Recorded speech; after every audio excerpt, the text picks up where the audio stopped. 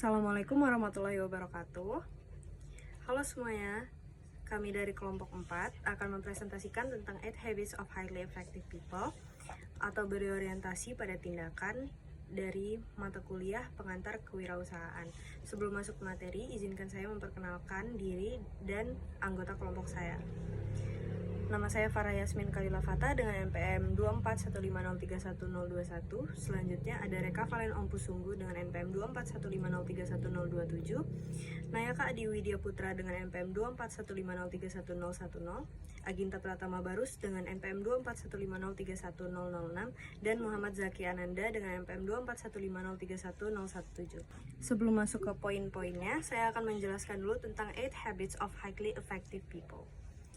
Menurut Covey, manusia yang efektif adalah manusia yang dilandasi oleh sikap-sikap adil atau fairness, mengedepankan persamaan atau equity, memiliki integritas atau integrity, jujur atau honesty, martabat dan keseimbangan, mau melayani, sabar, tekun, peduli, keteguhan hati, dan senantiasa berpikir positif. Nilai-nilai seperti yang sudah saya sebutkan ini sangat penting karena akan membuat Anda lebih percaya diri, lebih ringan dalam bertindak. Orang-orang yang tidak memiliki integritas, kurang adil, dan tidak jujur cenderung akan tidak stabil emosinya, dan hidupnya pun tidak damai. Dia bisa memiliki usaha, tetapi sulit menjadi besar.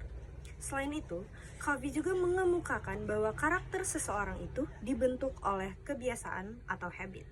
Oleh karena itu, kebiasaan yang harus dikembangkan oleh seorang wirausaha adalah kebiasaan-kebiasaan yang bersifat produktif.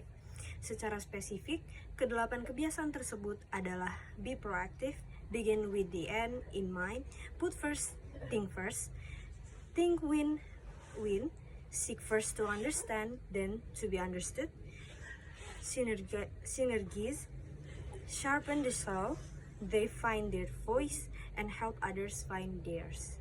Covey, 2004. Nama saya Nayaka Adi Widya Putra dengan NPM 24150311010. Saya akan menjelaskan poin ke-1. Yang pertama adalah proaktif. Proaktif adalah kebiasaan orang yang efektif, yaitu mereka yang mengambil inisiatif untuk bertindak daripada menunggu atau ragu.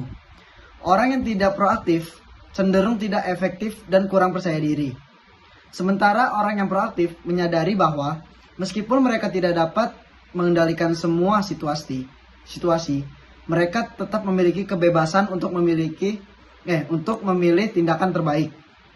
Proaktif berarti bertindak sebelum hal-hal yang tidak diinginkan terjadi, dengan mengantisipasi dan cepat bertindak. Mereka mampu bertindak cepat karena terbiasa di lapangan, melatih intuisi, dan memahami tanda-tanda di sekitar mereka.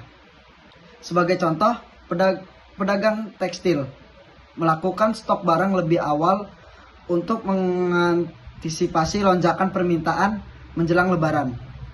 Ini menunjukkan bahwa mereka mempelajari pola dan bersiap menghadapi perubahan sebelum terjadi.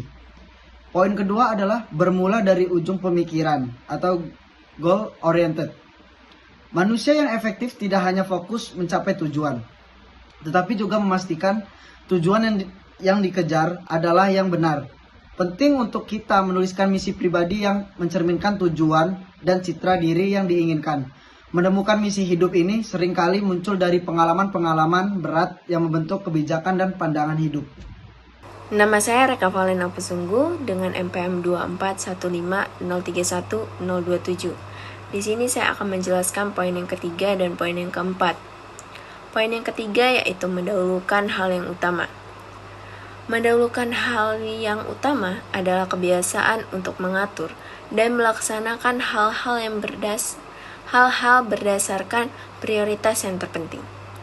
Kebiasaan ini juga berarti menjalani hidup berdasarkan prinsip-prinsip yang dihargai, bukan oleh agenda dan kekuatan di sekitar. Mendahulukan hal yang utama dapat membantu seseorang untuk mengenali dan memprioritaskan hal-hal yang penting, termasuk hubungan dengan orang lain, membagi waktu dengan baik, memanfaatkan waktu secara optimal dan produktif, menjadi orang yang berpikiran peluang, berpikir secara proaktif dan preventif, dan menghindari masalah. Poin yang keempat yaitu bertindak dan berpikir win-win. Bertindak dan berpikir win-win adalah kerangka berpikir dan sikap yang bertujuan untuk menghasilkan hasil yang menguntungkan semua pihak dalam suatu hubungan kesepakatan atau kemitraan. Manfaat dari berpikir dan bertindak win-win itu meningkatkan kualitas pekerjaan, menciptakan efek berantai keberhasilan yang meluas ke orang-orang di sekitar, dan menciptakan budaya tempat kerja setiap orang dalam berkembang. Kenalkan, nama saya Ginta Pratama Barus dengan NPM 2415031006. Di sini saya akan menjelaskan dua materi yang judul pertama itu cari tahu dulu untuk memahami baru dipahami, dan judul yang kedua itu sinergi. Terlebih dahulu saya akan menjelaskan materi yang berjudul cari tahu dulu untuk memahami baru dipahami. Untuk mengembangkan hubungan yang sempurna, seorang wirausaha harus memahami keinginan dan kebutuhan rekan bisnisnya sebelum mengutarakan tujuan pribadinya. Di sini pengusaha harus aktif dalam memantau atau memahami karyawannya. Hal ini membutuhkan keterbukaan dan kemampuan mendengarkan dengan seksama, serta menempatkan diri pada posisi orang lain. Pendekatan ini menciptakan komunikasi yang harmonis dan kolaborasi yang lebih produktif, sehingga mendukung pertumbuhan bisnis jangka panjang. Poin yang kedua yaitu yang berjudul sinergi, yaitu suatu total yang lebih besar dari penjumlahan elemen-elemen tunggalnya. Misalnya ada dua pihak A dan B, dan bila masing-masing bekerja sendiri, maka hasilnya akan